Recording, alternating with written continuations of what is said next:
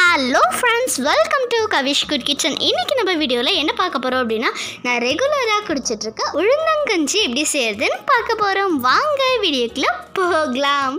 Hi friends, welcome to Kavish good kitchen. நான் உங்கள் கவிதா கார்த்திகேயன். இன்றைக்கி நம்ம வீடியோவில் உளுந்தங்கஞ்சி எப்படி செய்கிறதாங்க பார்க்க போகிறோம். இட்லி மாவு நம்ம அரைக்கும் போது உளுந்த மாவு ஒரு 4 கரண்டி மாவு மட்டும் வெளியே எடுத்து வச்சுக்கிட்டிங்க அப்படின்னா, ஊற வைக்கும் போதே கொஞ்சம் கூடுதலாக ஊற வச்சுக்கோங்க. ஒரு 1/4 கப்புக்கு ரொம்ப குறைவாக ஊற வச்சாலே போதும். நமக்கு ஒரு 4 கரண்டி மாவு இருந்தாலும் இந்த உளுந்தங்கஞ்சி செஞ்சிடலாம். நிறைய பேர் உளுந்தங்கஞ்சி செய்கிறவங்க பார்த்திங்க அப்படின்னா, இந்த உளுந்தை வறுத்து ரோஸ்ட் பண்ணி மிக்சியில் அரைச்சி வச்சு இது மாதிரிலாம் செய்கிறாங்க. பட் இது மாதிரி ஃப்ரெஷ்ஷாக செய்யும்போது இதோடைய சத்துக்கள் நமக்கு உடனே அப்படியே கிடைக்கும். ஸோ இதோடைய டேஸ்ட்டும் பார்த்திங்கன்னா அவ்வளோ சூப்பராக இருக்கும். கண்டிப்பாக இது மாதிரி இது வரைக்கும் நீங்கள் ட்ரை பண்ணியிருக்க மாட்டீங்க. நிச்சயமாக இப்படி ட்ரை பண்ணி பாருங்கள். இதோடைய டேஸ்ட் ரொம்ப சூப்பராக இருக்கும். ஸோ ஃபஸ்ட் டைம் கூட சொல்லலாம். ஸோ நம்ம தான் இது மாதிரி ஒரு மெத்தடில் ட்ரை பண்ணியிருக்கோம். ரொம்ப நல்லாயிருக்கும். ஸோ ஓகே, எப்படி செய்யுதுன்னு பார்க்கலாம். இப்போ அந்த 4 கரண்டி மாவை ஒரு பாத்திரத்தில் ஊற்றிட்டு தண்ணி அதிகமாக ஊற்றி நல்லா கரைச்சி எடுத்துக்கோங்க. நல்லா தண்ணி மாதிரி கரைச்சி எடுக்கணும். ஆனால் நம்ம எடுத்துக்கக்கூடிய பாத்திரம் ஒன்று நான்ஸ்டிக்காக இருக்கணும், இல்லைன்னா அலுமினியமாக இருக்கணும். கண்டிப்பாக சில்வர் யூஸ் பண்ணிங்க அப்படின்னா உங்களுக்கு சீக்கிரமாக அடி பிடிச்சிரும். உளுந்தங்கஞ்சி பொறுத்த வரைக்கும் அடுப்பில் வச்சோட்டியே டக்குன்னு ஃபார்ம் ஆக ஆரம்பிச்சிடும். ஸோ அப்போ சில்வராக இருந்துச்சுன்னா ரொம்ப சீக்கிரம் அடி பிடிச்சிடும். இப்போ நம்ம நான்ஸ்டிக் தான் நான் எடுத்திருக்கேன். நீங்கள் சப்போஸ் இல்லை அப்படின்னா நீங்கள் அலுமினியம் எடுத்துக்கலாம். ஸோ அப்படி நம்ம யூஸ் பண்ணும்போது நமக்கு கரைக்கிறதுக்கும் சரி கிண்டுறதுக்கும் ரொம்ப ஈஸியாக இருக்கும். ரொம்ப சீக்கிரம் அடி பிடிக்காது. இப்போ நல்லா தண்ணி மாதிரி நல்லா கை வச்சு கரைச்சிட்டேன். இப்போ அடுப்பில் நம்ம வச்சிடலாம். வச்ச உடனே நீங்கள் பார்த்தீங்க அப்படின்னா நல்லா கரண்டி போட்டு கிளற ஆரம்பிச்சிடும். இல்லை அப்படின்னா உடனே அடி பிடிக்க ஆரம்பிச்சிடும். ஸோ வச்ச அடுத்த செகண்ட்லேருந்து நீங்கள் கைவிடாமல் கிளறணும். உங்களுக்கு கிளறது கஷ்டமாக இருந்துச்சு அப்படின்னா நீங்கள் அடுப்பை சிம் பண்ணிவிட்டு ஒரு நிமிஷம் வெயிட் பண்ணிட்டு அப்புறமே கிளறுங்க. மினிமம் ஒரு 8லேருந்து 10 நிமிஷம் வரைக்கும் நல்லா பொங்கி வர ஆரம்பிக்கும். அந்த 8லேருந்து 10 நிமிஷத்தில் பொங்கி வந்ததுக்கப்புறமே இந்த உளுந்தோடைய வாசம் போயிடும். நிறைய பேத்துக்கு ஒரு டவுட் இருக்கும், இது மாதிரி நம்ம செய்யும்போது அந்த உளுந்தோட பச்சை ஸ்மெல் அடிக்குமோ, நல்லா இருக்காதோ அப்படின்ற மாதிரி உங்களுக்கு ஒரு டவுட் இருக்கும். ஆனால் கண்டிப்பாக இருக்கவே இருக்காது.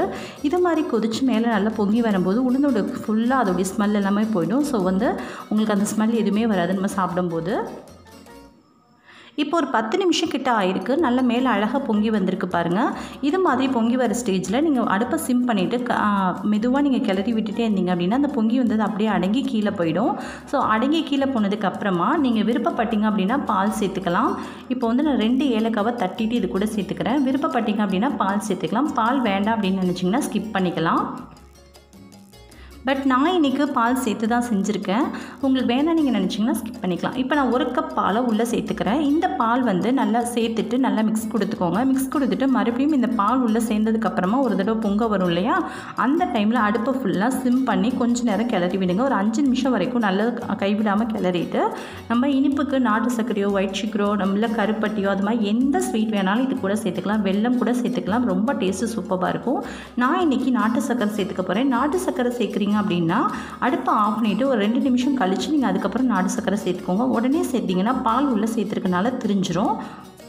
இப்போது பொங்க வந்துச்சு. நான் அடுப்பை ஆஃப் பண்ணிவிட்டு ஒரு நிமிஷம் அப்புறமா நான் நாட்டு சர்க்கரையை நான் சேர்த்துக்க போகிறேன். நாட்டு சர்க்கரையை ஒரு 1/2 கப்லேருந்து 3/4 கப் வரைக்கும் நான் சேர்த்துருக்கேன்.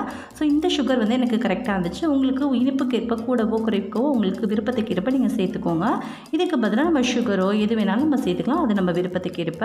அவ்வளோதான், நம்மளோட உளுந்தங்கஞ்சி உளுந்து பாயசம் ரொம்ப சூப்பராக ரெடி ஆகிடுச்சு. சப்போஸ் உங்களுக்கு நீங்கள் பால் சேர்க்கலை விருப்பம் இல்லை அப்படின்னு நீங்கள் நினச்சிங்க அப்படின்னா நீங்கள் தேங்காய் பால் கூட இது கூட நீங்கள் சேர்த்துக்கலாம். அப்படி இல்லைனா ஒரு மூடி அளவுக்கு துருவிய தேங்காய் கூட நீங்கள் இது கூட சேர்த்து சர்வ் பண்ணால் இன்னும் சூப்பராக இருக்கும். கண்டிப்பாக ட்ரை பண்ணுங்கள். இந்த உளுந்தங்கஞ்சியில் பார்த்திங்கன்னா அதிகப்படியான சத்துக்கள் நிறையா இருக்குது. இடுப்புக்கு பலம் தரக்கூடியது. பெண் குழந்தைங்களுக்கும் சரி பெண்களுக்கும் ரொம்பவே நல்லது. இடுப்பை பலப்படுத்தக்கூடிய இந்த உளுந்தங்கஞ்சி கண்டிப்பாக உங்கள் வீட்டில் பெண் குழந்தைங்க இருந்தாங்கன்னா கண்டிப்பாக கொடுங்க. நீங்களும் கண்டிப்பாக ட்ரை பண்ணி பாருங்கள். எப்படி இருக்குன்னு கமெண்ட்லாம் சொல்லுங்கள். நான் சொன்ன ரெசிபி உங்களுக்கு பிடிச்சிருந்தா லைக் பண்ணி ஷேர் பண்ணுங்கள். மறக்காமல் நம்ம சேனலுக்கு கவிஷ் குட் கிச்சனை சப்ஸ்கிரைப் பண்ணிக்கோங்க. தேங்க்யூ ஸோ மச் ஃபார் வாட்சிங் this video. So bye, thank you. இவ்வளோ நேரம் பொறுமையாக பார்த்த உங்கள் அனைவருக்கும் ரொம்ப ரொம்ப நன்றி. Delicious. Thank you very much for வாட்சிங் திஸ் வீடியோஸ். பாய். தேங்க்யூ.